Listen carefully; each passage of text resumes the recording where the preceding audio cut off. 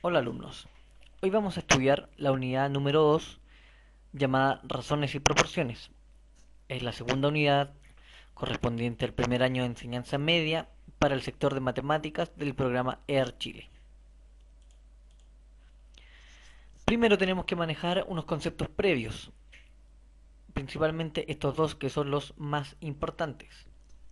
Primero tenemos el concepto de razón, que me dice acá que es la comparación entre dos cantidades, aunque nosotros lo conocemos comúnmente como división, es decir, cada vez que yo estoy dividiendo números, estoy haciendo una comparación entre estos dos números.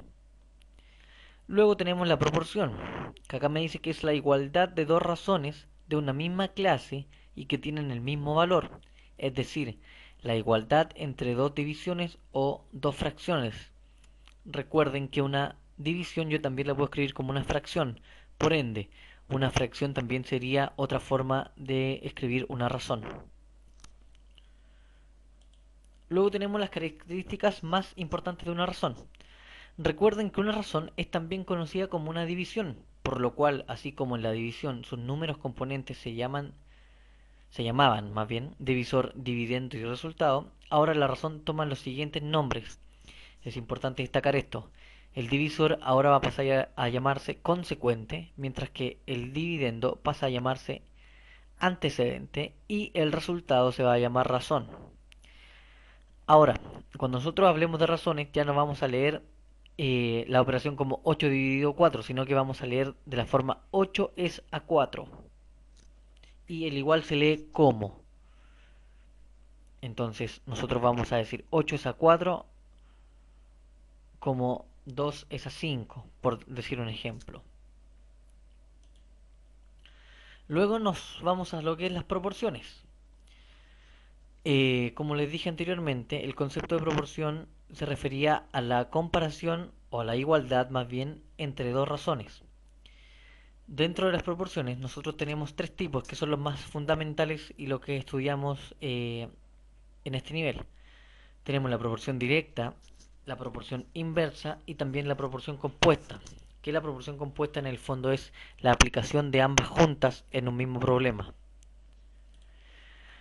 La proporción directa me dice que dos variables x e y, o dos variables cualesquiera, puede ser a y b como lo ven en la tabla acá, en el dibujo, que vamos a usar de ejemplo, son directamente proporcionales si el cociente o cuociente o la división, o lo podemos escribir como fracción también, recuérdenlo, entre sus valores es siempre constante. Es decir, al tener una proporción directa, recuerden que una proporción era una igualdad entre dos fracciones, el resultado siempre va a ser el mismo. O sea, el resultado de esa fracción o de esa división siempre va a ser el mismo para todas las fracciones que sean iguales. Por ejemplo, en la tabla siguiente las cantidades ubicadas en las filas A y B son directamente proporcionales. ¿Por qué? Porque yo tomo 3 partido por 9, eso me va a dar un valor un tercio. También si yo tomo 4 partido por 12, vuelve a repetirse en un tercio. Y si yo tomo el 5 partido por 15, también me da un tercio nuevamente. Esto quiere decir que 3 partido por 9 va a ser igual a 4 partido por 12 e igual a 5 partido por 15. Entonces, x partido por y también tiene que darme 1 partido por 3, que es la constante de proporcionalidad. Eso no lo olviden. La constante de proporcionalidad es siempre la misma, por eso es el término de constante. Algunas observaciones importantes. La primera es que si en una proporción directa una cantidad aumenta o disminuye un número determinado de veces, la otra cantidad va a aumentar o a disminuir el mismo número de veces. Es decir, si en una proporción directa yo veo que gracias a la constante de proporcionalidad mi primera cantidad aumenta, entonces automáticamente la segunda cantidad tiene que aumentar para que se cumpla la proporcionalidad directa. Es decir, ambas aumentan o ambas disminuyen. La otra observación es que el gráfico de una proporcionalidad directa corresponde a una línea recta que pasa siempre por el origen, es decir, por el punto 0,0. ¿A qué me refiero con esto?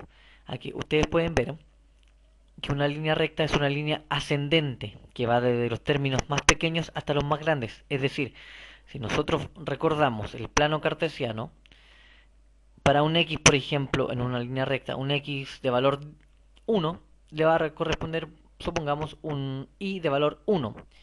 Y para un x de valor 10 le va a corresponder un valor de y igual a 10. Es decir, siempre va aumentando. Si uno aumenta, el otro también.